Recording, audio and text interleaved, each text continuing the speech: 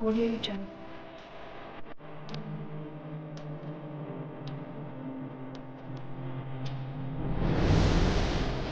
Audio.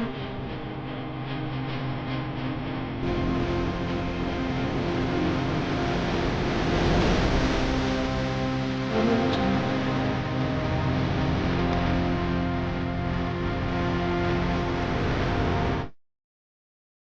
Welcome to టీజీ5 news.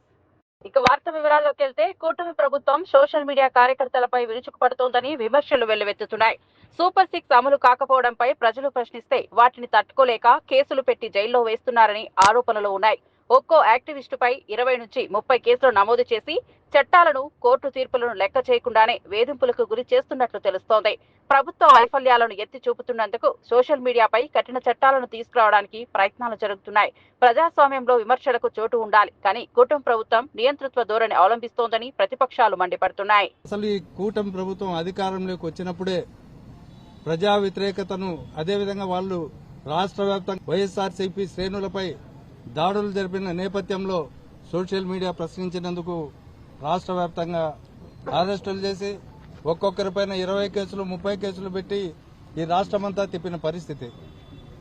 ఈ ప్రభుత్వమే చట్టాలను అమలుపరచాల్సిన ప్రభుత్వం ఇవాళ చట్టాలను ఉల్లంఘించి హైకోర్టు తీర్పులను, సుప్రీంకోర్టు తీర్పులను సైతం లెక్క చేయకుండా ఇవాళ సోషల్ మీడియా కార్యకర్తలను వేధిస్తా ఉంది. రెండో విడత ఇప్పుడు. అంతకుముందు 7 సంవత్సరాల లోపు శిక్ష పడే కేసుల్లో అరెస్టు చేయకూడదనే నిబంధన ఉందని చెప్పి అర్నేష్ కుమార్ జడ్జిమెంట్ను ఉదాహరిస్తూ హైకోర్టు మరో సర్క్యులర్ కూడా ఇష్యూ చేసిన తర్వాత ఇవాళ ఈ ప్రభుత్వము, పోలీస్ డిపార్ట్మెంటు కొత్త పన్నాగం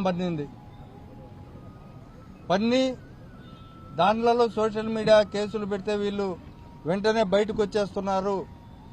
అసెంబ్లీలో టీడీపీ ఎమ్మెల్యే బాలకృష్ణ ప్రవర్తనపై వైసీపీ నేత మాజీ మంత్రి జోగి రమేష్ ఘాటు వ్యాఖ్యలు చేశారు. అసెంబ్లీని దేవాలయంగా పరిగణించాలనే బదులు దానిని అవమానపరిచే ప్రవర్తన చేస్తున్నారని మండిపడ్డారు. మెన్షన్ హౌస్ లాంటి వ్యవహారాలు సభలో ఎలా అనుమతిస్తారు? శాడిస్టులందరూ కలిసి అసెంబ్లీ గౌరవాన్ని దెబ్బతీస్తున్నారంటూ విమర్శించారు. బాలకృష్ణను ఉద్దేశించి నువ్వు నందమూరి వారసుడువా లేక నారా వారసుడువా అని ప్రశ్నించారు.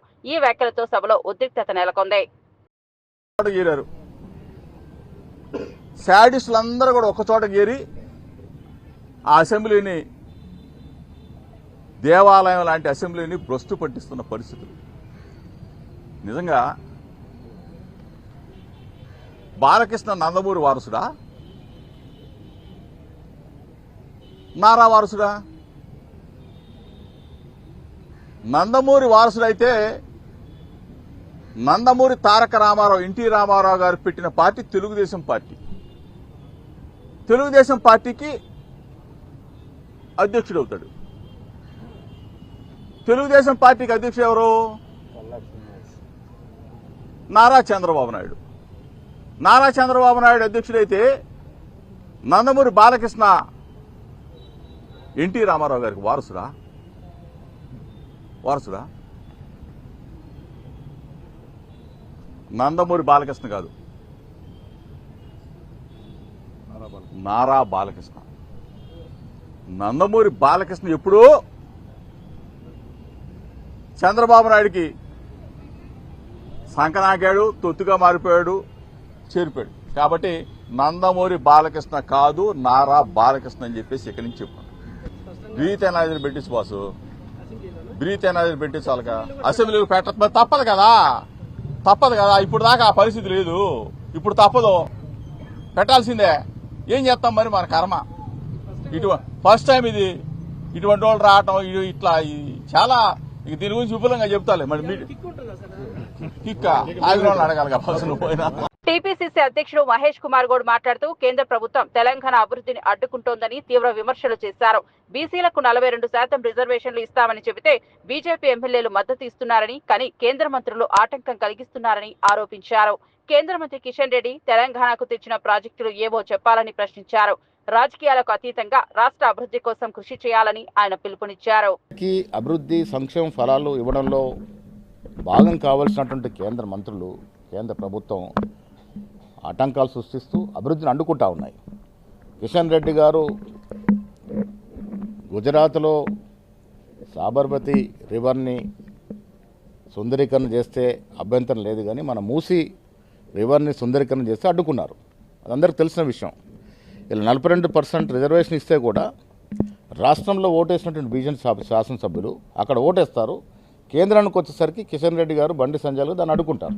నేను కిషన్ రెడ్డి గారికి మనవి చేస్తా ఉన్నాను, అభివృద్ధి విషయంలో పార్టీలకు అతీతంగా ఉండాలి. మీరు బీజేపీ అయినా మేము కాంగ్రెస్ అయినా రాష్ట్ర అభివృద్ధి విషయంలో మీరు భాగం పంచుకోవట్లేదు. అంతకుముందు కూడా మంత్రిగా ఉన్నారు కిషన్ రెడ్డి గారు, నాకు మంచి మిత్రుడు, నాకు సీనియరు. వారి 2 సంవత్సరాలుగా రాష్ట్రానికి తీసుకొచ్చినటువంటి ప్రాజెక్టులు ఏమిటి, అభివృద్ధి కార్యక్రమాలు ఏంటి, మేము 2 సంవత్సరాలుగా కేంద్ర సహాయం సంపూర్ణంగా దొరక్కపోయినా రాష్ట్రానికి ఇచ్చిన అభివృద్ధి ఏంటి, సంక్షేమం ఏంటి చర్చ పెట్టుకుందాం, సిద్ధంగా ఉన్నాం, సమస్య లేదు. మేము ముఖ్యమంత్రి గారు కూడా చెప్పారు, మీరు పిలవండి కేంద్రానికి, మేము వస్తాం, ప్రధానమంత్రిని గెలుస్తాం, రావాల్సిన అభివృద్ధి విషయంలో అడుగుదామని. ఇంతవరకు పిలిచిన పాపాన పోలే. డెఫినెట్గా ఫార్ములా ఈ కార్ రేసులో కేటీఆర్ గారు తప్పు చేస్తున్నారు. కోర్టుల ద్వారానో లేక గవర్నర్ పర్మిషన్ ఇవ్వక టెంపరీ వెసులుబాటు ఉంటే ఉండొచ్చు. ఆయన ముద్దాయిగా ఎస్టాబ్లిష్ అయింది. డెఫినెట్గా వైసీపీ నేత దేవినేని అవినాష్ మాట్లాడుతూ మా నాయకుడు జగన్ అభివృద్ధి సంక్షేమంలో కొత్త చరిత్ర సృష్టించారని తెలిపారు. అలాంటి నేతపై బాలకృష్ణ వ్యాఖ్యలు సిగ్గుచేటన్నారు. ఎన్టీఆర్, వైఎస్ఆర్ మాకు దేవులతో సమానమని పేర్కొన్నారు. విజయవాడకు ఎన్టీఆర్ జిల్లా పేరు పెట్టిన జగన్ గొప్పదనాన్ని గుర్తు చేశారు. బాలకృష్ణ మాట్లాడుతూ ఈ రాష్ట్రానికి ముఖ్యమంత్రిగా పనిచేసిన వ్యక్తి, కోట్లాది మంది పేద ప్రజల జీవితాల్లో వెలుగులు నింపి అనేక సంక్షేమ కార్యక్రమాలతో, అభివృద్ధి కార్యక్రమాలతో గతంలో ఏ ముఖ్యమంత్రి చేయలేని సంక్షేమ కార్యక్రమాలు, అభివృద్ధి కార్యక్రమాలు చేసిన మా నాయకుడు, మా ప్రాణమైన జగన్మోహన్ రెడ్డి గారి మీద ఈరోజు ప్రజానికం, ఆయనకు ఓటేసిన ప్రజానికం, ఎవరైతే బాలకృష్ణ గారికి ఓటేసిన ప్రజానికం కానివ్వండి, కూటమి ప్రభుత్వానికి ఓటేసిన ప్రజానికం కానివ్వండి, తల దించుకునేలాగా ఈరోజు నిన్న అసెంబ్లీలో మాట్లాడిన మాటలు నిజంగా ఎంతో సిగ్గుచేటి విషయం. ఈరోజు మాకు స్వర్గీయ నందమూరి తారక రామారావు గారైనా, స్వర్గీయ వైఎస్ రాజశేఖర రెడ్డి గారైనా మాకు దైవంతో సమానం. మేము ప్రేమిస్తాం, గౌరవిస్తాం, అభిమానిస్తాం. ఈ రోజుకి గారు రామారావు గారు కుటుంబ సభ్యులుగా మీకు గారు ఆ గౌరవం ఉండేది. కానీ నిన్న మీరు మా నాయకుడు జగన్మోహన్ రెడ్డి గారి మీద చేసిన వ్యాఖ్యలు ఎంత సిగ్గుచేతనంగా, ఎంత దిగజారిపోయిందో ఒక్కసారి మీరు గమనించారా అని చెప్పి ఈరోజు బాలకృష్ణ గారిని మేము అందరం కూడా సూటిగా ప్రశ్నిస్తున్నాం. ఈరోజు మీరు తెలుసుకోవాల్సిన విషయం, మీరు గుర్తు చేసుకోవాల్సిన విషయం, మా నాయకుడు జగన్మోహన్ రెడ్డి గారు ఈ జిల్లాకి ఎన్టీఆర్ జిల్లాగా పేరు పెట్టిన నాయకుడు ఎవరు ఉందంటే అది మా నాయకుడు జగన్మోహన్ రెడ్డి గారే. వైసీపీ ఎమ్మెల్సీ వరద కళ్యాణి మాట్లాడుతూ సూపర్ 6 హామీలు అరకొరగా అమలై చాలా మందిని ప్రభుత్వం ఎగనామం పెట్టిందని విమర్శించారు. నిరుద్యోగులు, మహిళలు, రైతులకు తగినంత మేలు జరగలేదని అన్నారు. అటర్ ఫ్లాప్ అయిన సినిమాకు సక్సెస్ మీట్లు ఎలా పెడతారని ఎగదూశారు. ప్రజలు ప్రభుత్వ వైఫల్యాలపై నవ్వుకుంటున్నారని వ్యాఖ్యానించారు. టీడీపీ జనసేన మేనిఫెస్టో అధ్యక్ష, ఇందులో మొదటి 6 హామీలు ఈ సూపర్ 6 హామీలు అధ్యక్ష. అలాగే తీసుకుంటే ఇది వీళ్ళు ఎన్నికల సమయంలో ఇచ్చిన యాడ్ అధ్యక్ష. ఇందులో సూపర్ 6ల గురించి స్పష్టంగా ఇచ్చారు అధ్యక్ష. అలాగే అధ్యక్ష వీళ్ళు ఎన్నికల టైంలో ఇచ్చిన బాండ్స్ అధ్యక్ష, ఈ బాండ్స్లో ఇంటింటికి వెళ్ళి ఈ బాండ్స్ ఇవ్వడం జరిగింది అధ్యక్ష. ఇందులో ఇచ్చిన హామీలు కూటమి ప్రభుత్వం కనుక అధికారంలోకి వస్తే జూన్ 24 నుంచి ఇవన్నీ కూడా అమలులోకి వస్తాయని స్పష్టంగా రాశారు అధ్యక్ష. ఒక్కొక్క ఇంటికి ఎంత వస్తుంది, ఏడాదికి ఎంత వస్తుంది, అలాగే 5 ఏళ్ళకి ఎంత వస్తుంది కూడా స్పష్టంగా ఈ బాండ్స్లో రాయడం జరిగింది అధ్యక్ష.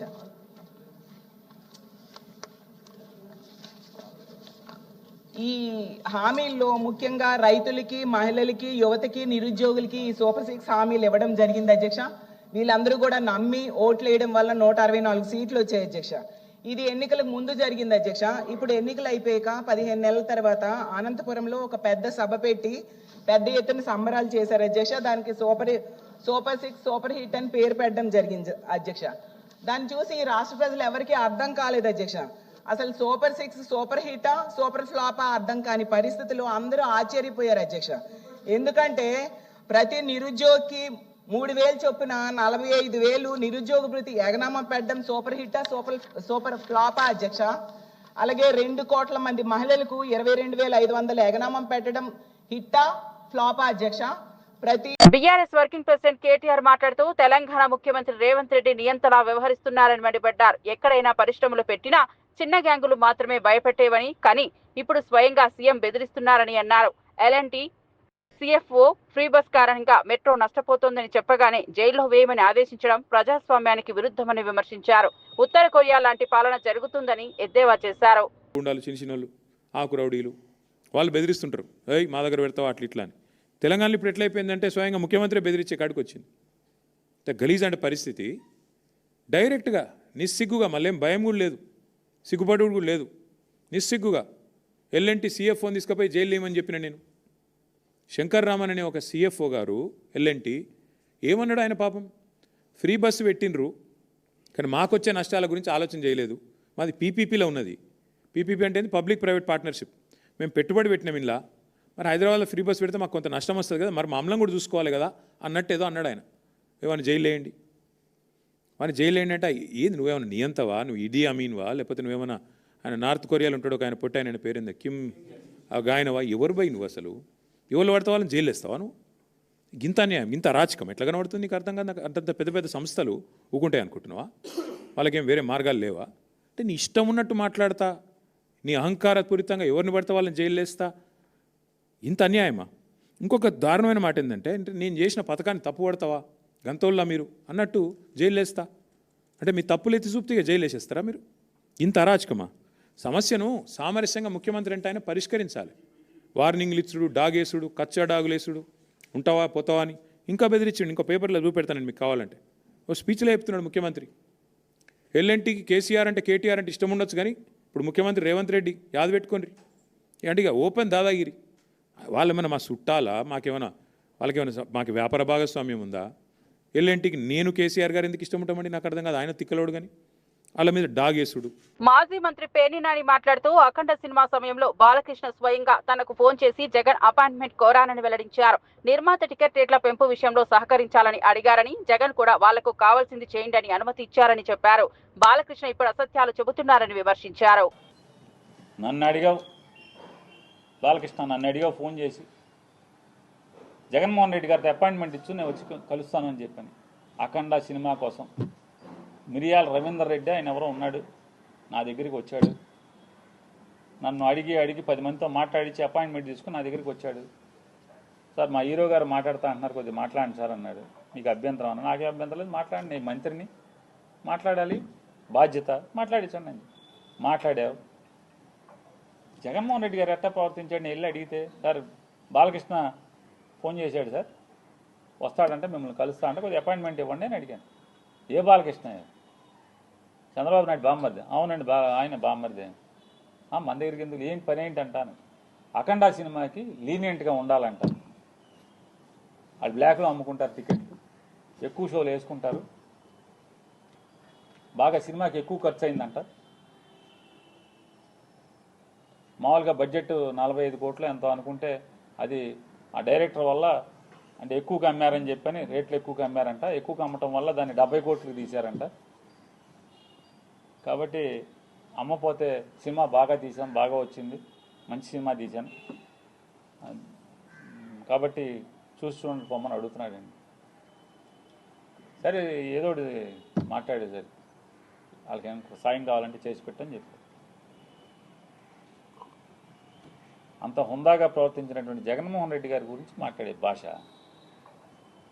వాళ్ళ తండ్రి గారు ఏం చేశాడు మీకు సాయం తెలీదా? యావజ్జీవ కారాగారం అనుభవించాల్సినోడు కదా, జీవితంలో మర్చిపోతాడు ఎవడన్నా మనిషి జన్మెత్తినోడు. అచ్చెన్నాయుడు చైర్మన్ మోషన్ రాజు మధ్య మాటల యుద్ధం చోటు చేసుకుంది. తిరుపతికి రాను అని చైర్మన్ చెప్పారని అధికారులు తెలియజేశారని అచ్చెన్నాయుడు వ్యాఖ్యానించగా సభను తప్పుదోవ పట్టించొద్దని చైర్మన్ మండిపడ్డారు. దీంతో సభలో ఉద్రిక్తత నెలకొంది. ఇప్పుడు నేను అడిగాను అధ్యక్ష, సెక్రటరీ గారికి అడిగాను, అంటే అది ఎంతవరకు వాస్తవం తెలియదు, ఇక్కడదైతే తెలియదు, కానీ తిరుపతి అయితే మాత్రం లాస్ట్ మినిట్ వరకు మీకు అడిగారు, నేను రావటం లేదని చెప్పి అని తప్పండి. ఫస్ట్ దీన్ని నేను తీవ్రంగా ఖండిస్తా ఉన్నాను. అది నేననేది నో నో నో అది రైటా రాంగ్ తెలియదు. నేను చెప్పాను కదా రైటా రాంగ్ తెలియదు. ఇదైతే నేను సభ వాయిదా మంత్రి గారు సభను వాయిదా వేసేటప్పుడు ఇక్కడ బాగుండదు ఛాంబర్లో మాట్లాడదామని వాయిదా వేశాను. ఇప్పుడు అది సభను తప్పుదో పట్టించండి అధ్యక్ష. ఏం జరిగిందని మీ ఎదురుండా పెట్టండి, అందుకే మాట్లాడదాం అధ్యక్ష. ఇది ప్రివిలేజ్ కమిటీ ఉంది అధ్యక్ష, దానిలో కూర్చొని మాట్లాడదాం. ఎవరు తప్పున్నా ఎందుకు తప్పు జరిగిన తప్పు మరి జరగకుండా మనం చూసుకోవాలి. అది దీన్ని దయ ఉంచి మీరు కమ్యూనిటీస్ ని కులాల్ని ఈ రకంగా తెచ్చి ఆ స్థానానికి అగౌరవపరచదు. ఇష్యూ మీద స్థానానికి అగౌరవపరచదు. మాట్లాడండి. ఈ రకంగా మీరు కులాలు కాపాదంటే తప్పు అధ్యక్ష. అది మీరు ఖండించాలి తప్పనిసరిగా. ఇప్పుడు దయచేసి దీంట్లో ఇష్యూ మీద మాట్లాడండి, ప్రోటోకాల్ మీద మాట్లాడండి, సభ గౌరవం మీద మాట్లాడండి. దయచేసి దీని మీద వద్దు దయచేసి. బీఆర్ఎస్ అధినేత కేసీఆర్ జూబ్లీహిల్స్ నుంచి మాగంటి సునీతను పార్టీ అభ్యర్థిగా ప్రకటించారు. ప్రజల కోరిక మేరకు మాగంటి కుటుంబానికి అవకాశం ఇవ్వాలని నిర్ణయించామని తెలిపారు. ఈ సందర్భంగా కేటీఆర్, హరీష్ రావు, సబితా ఇందారెడ్డి, మహమూద్ అలీ వంటి సీనియర్ నేతలతో చర్చించారు.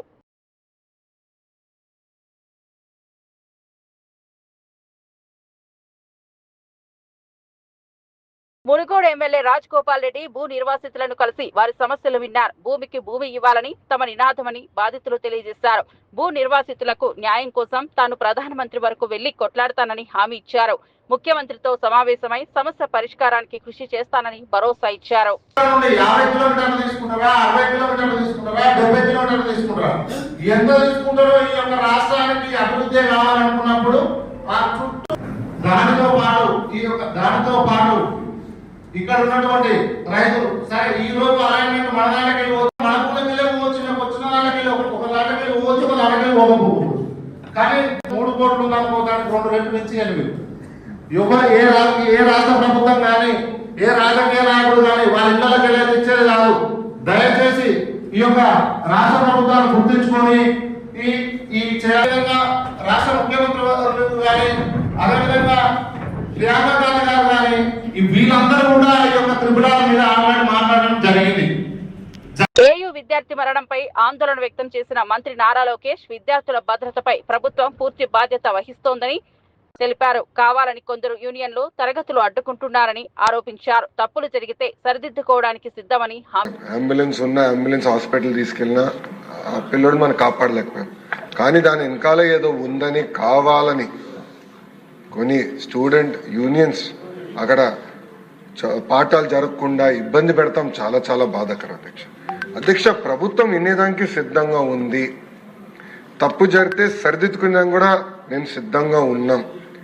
కానీ ఎక్కడైతే ఎలాంటి తప్పు జరగలేదో అక్కడ రాజకీయాలు చేస్తాం కరెక్ట్ కాదని నేను బలంగా నమ్ముతున్నా అధ్యక్ష. అందుకే ఇప్పుడు విద్యార్థి సంఘాలు కానివ్వండి, వాళ్ళ నాయకులను కూడా కోరేది మొత్తం ఉన్నత విద్య కానివ్వండి మనం అందరం కలిసికట్టుగా బలోపేతం చేయాలి, మెరుగుపరచుకోవాల్సిన అవసరం మనందరి పైన ఉంది. మీరు కూడా దీంట్లో భాగస్వాములే. కరికులం గురించి మాట్లాడదాం, ఇంప్రూవ్మెంట్స్ గురించి మాట్లాడదాం, కలిసికట్టుగా ముందరికి వెళ్దాం. పారదర్శకంగా అద్భుతమైన వైస్ ఛాన్సలర్స్ నియమిస్తున్నాం. ఎలాంటి పొలిటికల్ ఇంటర్ఫియరెన్స్ లేకుండా నియమిస్తున్నాం. ఎందుకు చేస్తున్నాం అంటే Andhra university among the top 100 యూనివర్సిటీగా తీర్చిదిద్దాలనే టార్గెట్ గౌరవ ముఖ్యమంత్రి నారా చంద్రబాబు నాయుడు గారు నాకు ఇచ్చారు అధ్యక్ష. ఇక్కడ ఏమవుతుందంటే కొంతమంది వాళ్ళ స్వార్థం కోసం కావాలని విశ్వవిద్యాలయాల్లో ఇలాంటి కార్యక్రమాలు చేస్తాం. చాలా చాలా బాధాకరం. ఈ హౌస్ నుంచి కూడా వాళ్ళని కోరుతున్నాను, రండి కూర్చోండి, మన సమస్యలు మనమే పరిష్కరించుకోవాలి తప్ప పెద్ద పోరాటాలు చేయాల్సిన అవసరం లేదు. గత ప్రభుత్వంలా కాదు, ఎక్కడ మేము ఆంక్షలు పెట్టట్లేదు, పోలీసులను పెట్టట్లేదు. అలా అని కావాలని మన వైస్ ఛాన్సలర్ గారిని ఇబ్బంది పెడతాం కానివ్వండి, వాళ్ళ విధులకి ఇబ్బంది కలిగిస్తాం, కరెక్ట్ కాదని వాళ్ళందరినీ నేను తెలియజేస్తూ, రాజు గారు చెప్పినట్లు తప్పనిసరిగా ఒక యాక్షన్ ప్లాన్ తయారు చేస్తాం దానిపైన కూడా. ఎందుకంటే పెద్ద వ్యవస్థ ఉన్నప్పుడు పొరపాట్లు జరుగుతాయి. 10 నిర్ణయాల్లో 3 పొరపాట్లు జరుగుతాయి. సరిదిద్దుకునేదానికి వైస్ ఛాన్సలర్ గారి దగ్గర నుంచి గౌరవ మంత్రి వారి వరకు నేను అందరం క్లారిటీతో ఉన్నప్పుడు వాళ్ళు వచ్చి మాట్లాడాలి, సమస్య పరిష్కరించి ముందరకెళ్ళాలి. అంతేగాని ఇబ్బంది పెడతాం కరెక్ట్ కాదు. పిల్లలు చదువుకునే విశ్వవిద్యాలయాల్లో ఈ గొడవలు సృష్టిస్తే కరెక్ట్ కాదని మేము కూడా బలంగా నమ్ముతున్నాం. వాళ్ళకి అప్పీల్ చేస్తున్నా. లేదు వాళ్ళు మారకపోతే మటుకు కఠినమైన యాక్షన్ మేమైతే తీసుకుంటాం అధ్యక్ష. వాళ్ళు కూర్చోవాలి, చర్చించాలి, మాట్లాడుకోవాలి. అంతేగాని ఆటంకాలకి ఇబ్బందులు కలిగిస్తాం మటుకు కరెక్ట్ కాదని వాళ్ళు కూడా నేను తెలియజేసుకుంటూ, తప్పనిసరిగా ఎంక్వైరీ కమిటీ మేము ఫామ్ చేస్తాం. రిపోర్ట్ 100 రోజుల్లో వచ్చే విధంగా మేము కృషి చేసి రిపోర్ట్ వచ్చిన తర్వాత యాక్షన్ తీసుకుంటామని గౌరవ సభ్యులకు నేను తెలియజేస్తాను అధ్యక్ష. ఉమ్మడి నల్గొండ జిల్లాలో కాంగ్రెస్ లో అంతర్గత విభేదాలు బహిర్గతమయ్యాయి. ఆలేరు ఎమ్మెల్యే బీర్ల ఐలయ్యపై అనే పార్టీ ఎమ్మెల్యే మందుల సామేల్ తీవ్ర వ్యాఖ్యలు చేశారు. లఫంగి రాజకీయాలు మానుకో అంటూ హెచ్చరించారు. మదర్ డైరీ ఎన్నికల్లో కొంతమంది నేతలు బీఆర్ఎస్ తో కలిసి పనిచేస్తున్నారని ఆరోపించారు. ప్రజల చేత ప్రజల కోసం ఎన్నుకోబడి 9.5 సంవత్సరాల నియంతృత్వ పాలన చేసిన ఆ పార్టీని చీల్చి చెండాడి రాజ్యాధికారానికి వచ్చిన పార్టీది. పేదల పక్షాన నిలబడ్డ పార్టీ, సంస్థలను కాపాడిన పార్టీ, సంస్థలను నిలబెట్టిన పార్టీ. అటువంటి సంస్థను మీరు ఇలా దానదత్తం ఎవడో ప్రతిపక్ష పార్టీకి దానదత్తం చేసే క్రమంలో మీరు చేస్తున్న లాలుస్తనం బంద్ కావాలని హెచ్చరిస్తా ఉన్నాను నేను. అదేవిధంగా చైర్మన్లకు మళ్ళీ ఒకసారి విజ్ఞప్తి చేస్తా ఉన్నాను. మీరు కాంగ్రెస్ పార్టీ అభ్యర్థులు ఎవరు ఉన్నారో మీకు తెలుసు, వరుస సంఖ్య కూడా తెలుసు. దాని ప్రకారం కాంగ్రెస్ పార్టీ అభ్యర్థులకు ఓటేసి నిండా గెలిపిస్తే తప్పకుండా మీ అందరూ నేను ముఖ్యమంత్రి దగ్గర తీసుకుపోయి మీకు సన్మానం చేపించే బాధ్యత కూడా నేను చెప్తున్నాను. ఎట్టి పరిస్థితుల్లో కూడా డిసిసి అధ్యక్షుడు, చైర్మన్ వీరు చేస్తున్న లభక పనులకు మీరు తావు ఇవ్వద్దని నేను మనవి చేస్తున్నాను. కాంగ్రెస్ పార్టీ అనేది ఒక పవిత్రమైన పార్టీ, 140 సంవత్సరాల చరిత్ర కలిగిన పార్టీ. ఈ పార్టీని ఇవాళ మీరు ఈయన్నే పొందబెడదానికి ప్రయత్నం చేస్తున్నారా? నా నియోజకవర్గానికి పొత్తు పెట్టుకునే దమ్మడిచ్చిన అవకాశం వచ్చింది నీకు. ఇది రేపు ఇంకోటి పరిణామాలు ఏమైనా జరిగితే అడుగుపెట్టి నేను కూడా హెచ్చరిస్తా ఉన్నా. ఇక్కడే కాదు, కాంగ్రెస్ పార్టీ కార్యకర్తలు మీకు బుద్ధి చెప్పే సమయం కూడా వస్తుంది. కాంగ్రెస్ పార్టీలో ఉండి, కాంగ్రెస్ డిసిసి అధ్యక్షులు ఉండి, కాంగ్రెస్ తరఫున చైర్మన్ అయి, కాంగ్రెస్ తరఫున విప్పోయి మీరొక్క నియోజకవర్గానికి మొత్తం 3 పదవులు మీకున్నాయి. దాన్ని కాంగ్రెస్ పార్టీ నిలబెట్టాలి తప్ప కూలగొట్టే ప్రయత్నం చేయొద్దని కూడా నేను విజ్ఞప్తి చేస్తా ఉన్నాను. ఎందుకంటే ఈ విషయం నేను ఈరోజే గౌరవ ముఖ్యమంత్రి గారికి, పిసిసి అధ్యక్షులకు అందరు కూడా నేను విన్నవిస్తాను. ఎందుకంటే ఇది ఏ సమాజం కూడా క్షమించరానిది. నీకు ఏం తక్కువైందని ఇలా బీఆర్ఎస్తో మీరు పొత్తు పెట్టుకో. ఏ లూటి బాబు లెక్కల కోసం బీఆర్ఎస్తో పొత్తు పెట్టుకున్నారు మీరు. అందుకోసమనే రాష్ట్ర కాంగ్రెస్ పార్టీకి విజ్ఞప్తి చేస్తా ఉన్నా. కొల్లాపూర్ నియోజకవర్గంలోని చిన్నంబావి మండలంలో అధికారులు రోడ్డు పక్కల దుకాణాలను కూల్చివేశారు. వ్యాపారులు ఎలాంటి నోటీసులు ఇవ్వకుండానే ఇళ్లను కూల్చారని ఆవేదన వ్యక్తం చేశారు. పలువురి కుటుంబాలు ఉపాధి కోల్పోయినట్లు తెలిపారు.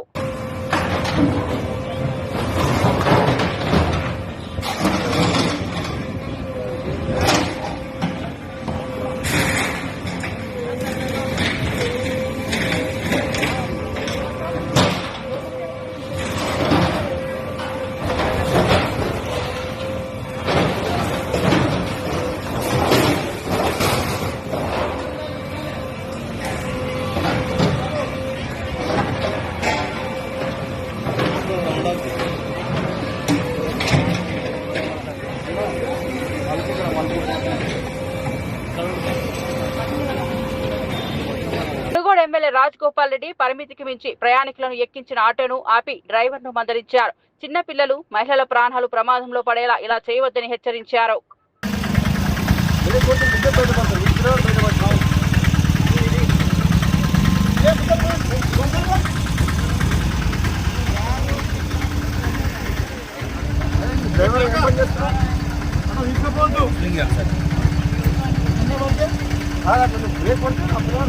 పోయి రోడ్డు మీద పడతాడు. ఎట్లుందా నీకు మరోసారి మాత్రం ఇంట్లో కూర్చోబెట్టుకున్నట్టు పిల్లలు మాత్రం నిలబెట్టారు.